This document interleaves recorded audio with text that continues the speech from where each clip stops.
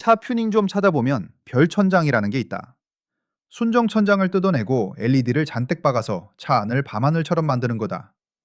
최근에 알게 된 건 이 별천장을 같이 단 나라가 둘 있다는 것. 이란과 이스라엘이다. 딱 하나 다른 점은 둘의 별천장 값이 수억 달러짜리라는 거다. 무슨 말이냐면 둘이 매일 밤 서로에게 미사일을 퍼붓고 있다는 얘기다. 그리고 이 싸움 하나로 당신이 매일 먹는 김치찌개 값도 훅 뛸 수 있다. 최근 중동 상황은 말 그대로 살벌했다. 서로 쏴댄 건 12일 남짓이었지만 전 세계가 다 지켜봤다. 두 나라가 이렇게 정면 충돌한 건 1979년 이후 사실상 처음이다. 유가는 조금만 흔들려도 미친 듯이 튀었고 병원 내분비내과 대기실은 주식 코인하던 형들이 불안에 휩쌌다. 도대체 이 두 덩치 큰 나라가 왜 이렇게 서로 물고 뜯는가? 역사적으로 무슨 일이 있었고 최근엔 어떤 일이 벌어졌는가? 그리고 제일 중요한 것, 이게 당신과 내 지갑에 어떻게 박히는가? 오늘은 이란 이스라엘 전쟁을 정리해 보겠다. 먼저 기본 구조부터 짚자. 이란은 이슬람 국가, 이스라엘은 유대인 국가다. 대충 이렇게 이해하면 된다. 이슬람과 유대교는 서로 별로 안 좋다. 이유는 크게 두 가지다. 첫째, 둘 다 중동에 붙어 산다. 같은 동네에 붙어 있으면 원래 사이가 틀어지기 쉽고 결국 땅 싸움으로 번진다. 둘째, 둘 다 신을 믿는다고 말하지만 누가 진짜 신의 공식 메신저냐를 놓고 끝없이 싸운다. 이게 기본 배경이다. 이제 디테일로 들어가 보자.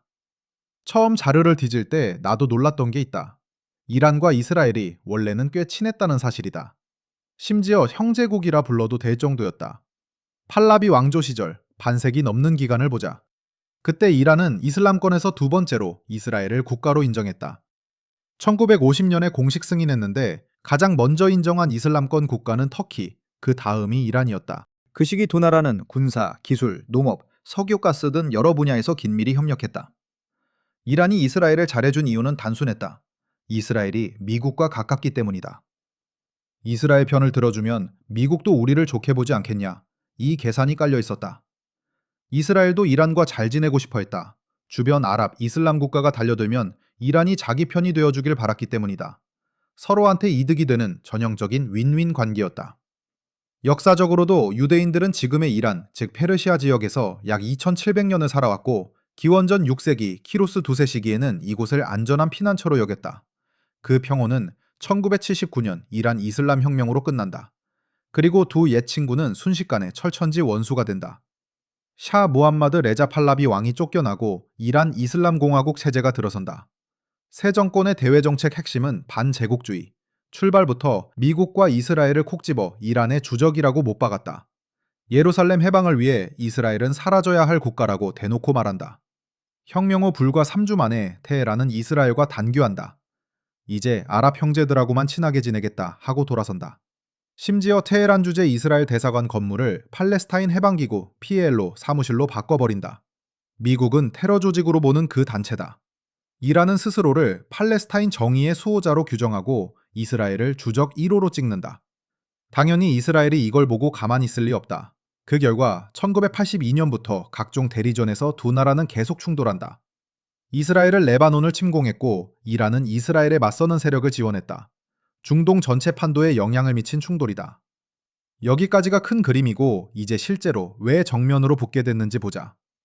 이스라엘이 이란을 경계하는 가장 큰 이유는 첫째, 이란의 핵 프로그램이다.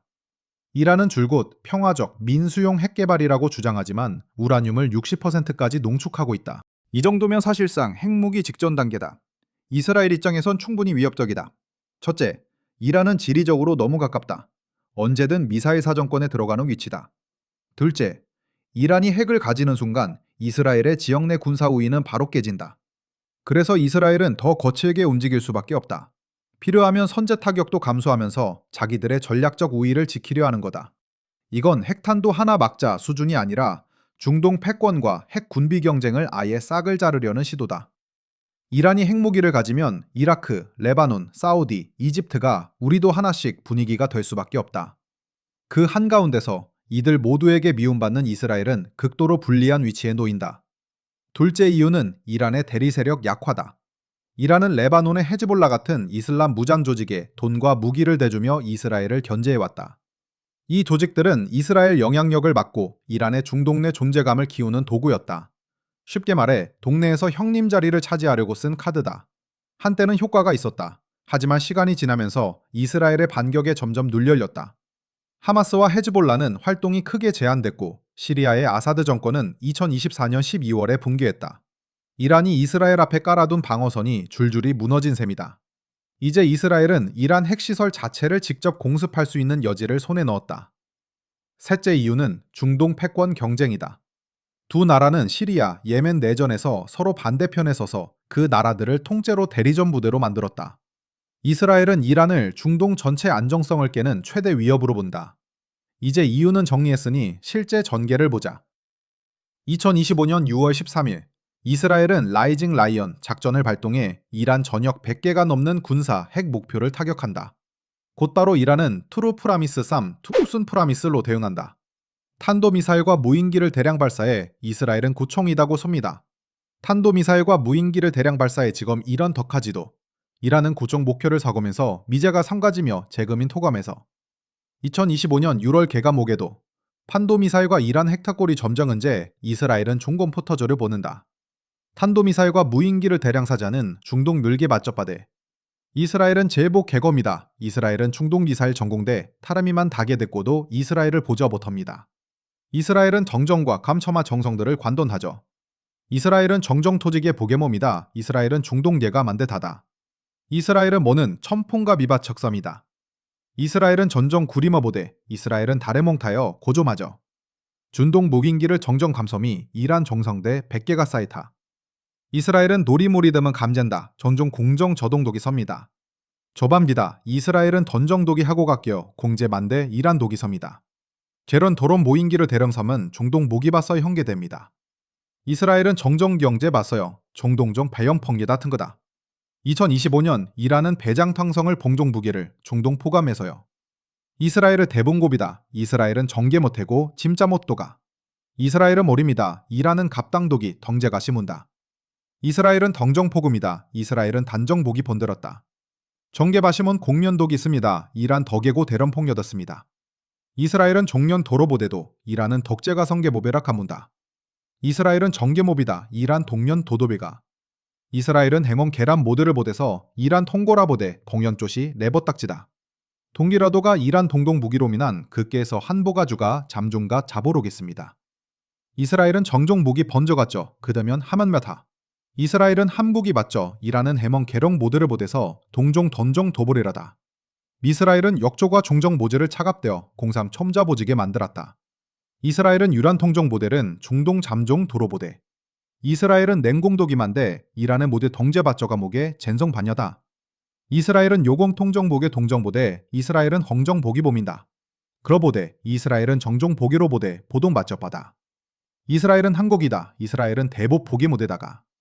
이스라엘은 여검 폭정 모델은 이스라엘은 전정 보기가 판겁함인다. 이스라엘은 종동 보기박이고 공서탕이다. 농전은 그러보대 도동보대. 이스라엘은 정정 보기 모대다 하는다. 정정 모대. 이스라엘은 정정 보기 보대. 종종 보기로 보대. 이스라엘은 봉정 보기를 꺼도 통전 모대를. 동전 보기는 정정 보기보 대든 보담이다. 이스라엘은 여검 폭정 보기 통공 보대. 이스라엘은 종정 보기 보대 받저다. 이스라엘은 노드를 보대. 이스라엘은 청정 보기 보대. 이스라엘은 정정 보기보 대든 보대를. 이스라엘은 종정 보기보 바람점이다. 이스라엘은 정정 보기보 전공 보대. 이스라엘은 정정 보기보대로 고도. 이스라엘은 정정 보기보 대든 보대를. 이스라엘을 덩정 보기보대. 이스라엘은 종정 보기보 만들었다. 이스라엘은 극계 보대 보대. 이스라엘은 정정 보기보 배봉척여. 포기 모대. 이스라엘은 정정 보기보대. 이스라엘은 모건 포기도대. 이스라엘은 정정 보기보대. 이스라엘은 한보가주가. 이스라엘은 전정 보기보대. 이스라엘은 정전 보기보대. 이스라엘은 정전 보기보대. 이스라엘은 모금 포기보대. 이스라엘은 정전 보기보 대거포다. 이스라엘은 모금 포기보대. 이스라엘은 정전 보기보대. 이스라엘은 보기보대. 이스라엘은 정전 보기보대. 탄도미사일과 무인기를 대량 발사해 이스라엘 핵심 거점을 향해 날린다. 이 여파로 원유 가격은 7% 넘게 뛰었고 금 가격도 급등했다. 2025년 6월 20일 미국, 유럽, 아시아 증시가 줄줄이 빠지는 가운데 이스라엘은 이란 군사 목표 수십 곳을 추가로 폭격한다. 미사일 생산시설, 이란 서부 중부 군사기지가 주요 표적이다. 이에 맞서 이란 혁명수비대 IRGC는 물량 공세를 향해 무려 17차례째 미사일 유공장 하나를 폭파시키고 핵과학자 1명과 민간인 수백 명을 죽인다. 이스라엘도 수십 명의 사상자를 냈지만 이란 피해보다 훨씬 작다. 이스라엘 내 한 역은 아예 폐쇄될 정도 피해를 입는다. 이 시점에서 미국이 새 제재를 꺼낸다. 이란 개인, 기업이 석유와 핵 관련 핵심 부품을 사고 팔지 못하게 막는 조치다. 6월 21일, 이스라엘은 이스파한 핵 관련 핵심 목표들을 또 공습한다. 원심 분리기 생산 공장이 포함되지만 핵 물질 자체는 건드리지 않는다. 이란 여러 도시도 추가로 타격당한다. 이란군은 자폭 드론을 이스라엘 쪽으로 날려보내 목표를 명중했다고 주장한다. 9일 동안 이어진 전투 결과 이란은 최소 430명 사망, 3,500명 부상, 이스라엘은 최소 25명 사망. 그리고 2025년 6월 24일 미국과 카타르의 중재로 일시적인 휴전이 성사되며 12일간의 정면 충돌은 일단 봉합된다. 이 12일 동안 드러난 사실은 명확하다. 이스라엘은 이란 영토 깊숙이 핵 군사시설 같은 전략 목표를 콕 집어 때릴 능력이 있다는 걸 몸소 보여줬다. 공군력과 정보력 우위 덕분에 사실상 원하면 친다 수준으로 움직였다. 이스라엘은 심지어 특수 무기를 동원해 이란 핵과학자 10명을 한 번에 제거했고 이란 핵 프로그램을 절름발이로 만들었다고 주장한다. 반대로 이란이 꺼낸 카드는 사실상 하나다. 우리 미사일 많다. 맞든 말든 계속 쏜다. 양으로 밀어붙이는 야구공 던지기 시식 전술이다. 당연히 이스라엘식 정밀 타격에 비하면 효율이 떨어진다. 살상 능력만 봐도. 이 싸움은 처음부터 기울어져 있다. 힘의 균형추는 노골적으로 이스라엘 쪽이다. 그 결과 양측 전략도 달라질 수밖에 없다. 이스라엘은 이제 확신했다. 이란은 우리보다 약하다. 그래서 앞으로는 지금의 이란 체제 자체를 완전히 붕괴시키는 쪽으로 압박 수위를 높일 가능성이 크다. 반면 이란은 방어에 매달리며 정보 능력을 끌어올리고 이스라엘의 강점을 상쇄할 새로운 방법을 찾아야 한다. 그렇지 못하면 정권이 통째로 날아갈 수 있다. 예전 이란은 이걸 테러의 균형으로 보완했다. 정규 군사력으로는 이스라엘을 못 이기니 극단적인 방식을 택한 것이다.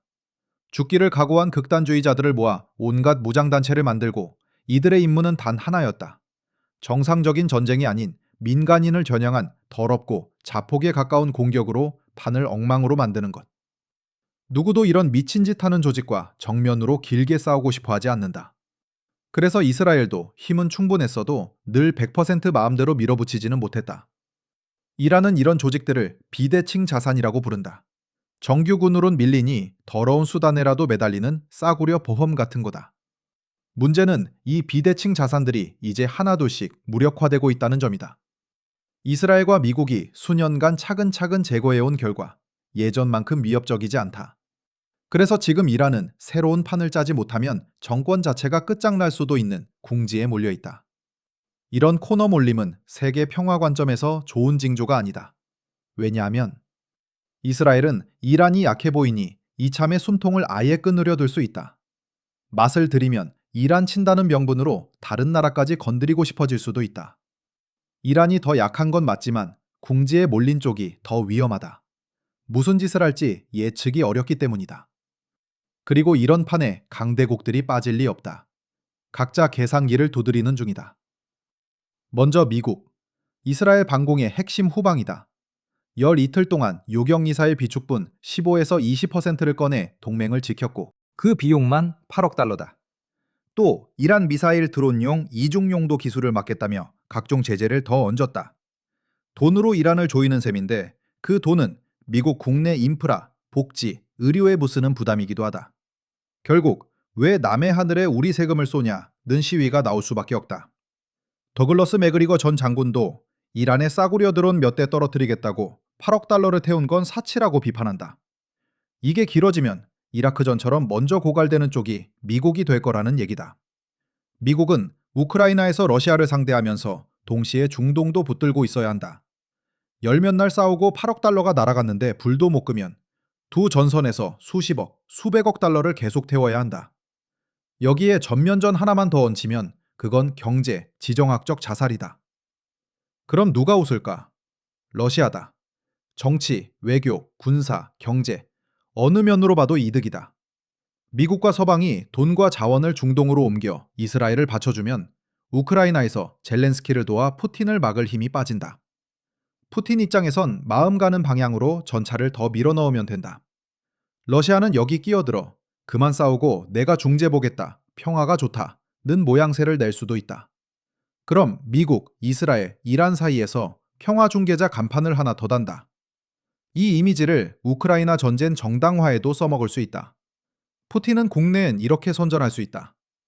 미국은 유대 로비에 끌려다니는 꼭두각시다. 싸움 좀 났다고 저렇게 돈과 미사일을 퍼붓지 않냐. 우리처럼 자기 길을 가는 나라가 아니다. 그러면 역시 러시아라며 내부 결집이 더 강해지고 체제는 더 단단해진다. 게다가 이 틈에 이란에 무기 미사일을 좀 팔았다면 러시아는 돈도 벌고 국제 여론에서 명분도 챙기고 미국만 바보 만든 셈이다. 러시아에겐 나쁠 게 없는 판이다. 그럼 중국은 어떨까? 중국은 이번에도 상당히 조심스럽게 움직인다. 늘 써먹는 레퍼토리다. 극도의 우려를 표명하고 중동의 평화와 안정을 위해 모든 당사국과 협력할 준비가 돼 있다고 말한다. 하지만 최우선은 언제나 자국 이익이다. 정리하면 이거다. 너희는 마음껏 싸워라. 우리는 일단 구경한다. 판이 괜찮아 보이면 들어가고 아니면 말고. 중국 안에 미분양 아파트가 산더미인데 괜히 개입해서 돈 쓸 여유가 없다. 게다가 중국은 중동 에너지와 공급망에 깊게 묶여 있다. 페르시아만 쪽 원유 의존도가 높다. 그래서 전쟁이 길어지거나 호르무즈 해협이 막히면 중국 경제가 집격탄을 맞는다. 그래서 중립이 필요하다. 도덕과는 거리가 멀고 철저히 경제적 자기보존, 에너지 접근권 유지를 위한 계산이다. 이번에도 중국의 노림수는 직접 돈 쓰고 피 보는 개입은 안 하면서 이미지상 글로벌 중재자 포지션을 챙기는 거다. 미국처럼 피를 묻히지는 않으면서 한마디 한다. 다들 그만 싸우고 각자 집에 가라. 이제 우리 얘기를 해보자. 이번 충돌로 유가는 바로 튀어올랐다. 6월 13일 거래에서 원유 가격은 7% 넘게 급등했다. 걸프 지역 에너지 공급망이 끊길 수 있다는 공포 때문이다. 브렌트유도 10% 이상 뛰었다. 핵심은 호르무즈 해협이다. 이란과 걸프 국가들 사이의 좁은 바닷길이자 아라비아해와 인도양을 잇는 관문이다. 전 세계 해상 운송 원유의 약 3분의 1, 하루 2천만 배럴이 여기로 지나간다. 말 그대로 괴물 루트다. 이란은 예전부터 호르무즈 봉쇄를 검토해왔다. 이게 현실이 되면 최악의 시나리오다. 유가는 배럴당 100달러까지 튈 수 있고 130에서 150달러까지 간다는 전망도 있다. 해협이 완전히 막힌다는 전제하에. 여기서 나는 원유 안 먹고 밥 먹는데 지하철 파는데 뭔 상관이냐 할 수도 있다. 하지만 원유는 각종 제품 생산의 기본 원료이자 전 세계 물류를 돌리는 피다. 유가가 오르면 운송비가 오른다. 운송비가 오르면 원자재 가격이 오른다. 결국 물가 전체가 들썩인다. 한 줄 김밥, 한 그릇 국밥까지 다 비싸진다. 다만 호르무즈 봉쇄 위협은 이란에게도 양날의 검이다. 자기 나라 주력 수출품인 원유 수송도 같이 마비된다. 특히 최대 고객 중 하나인 중국으로 가는 물량이 막힌다. 그 대가는 이란이 고스란히 떠안아야 한다.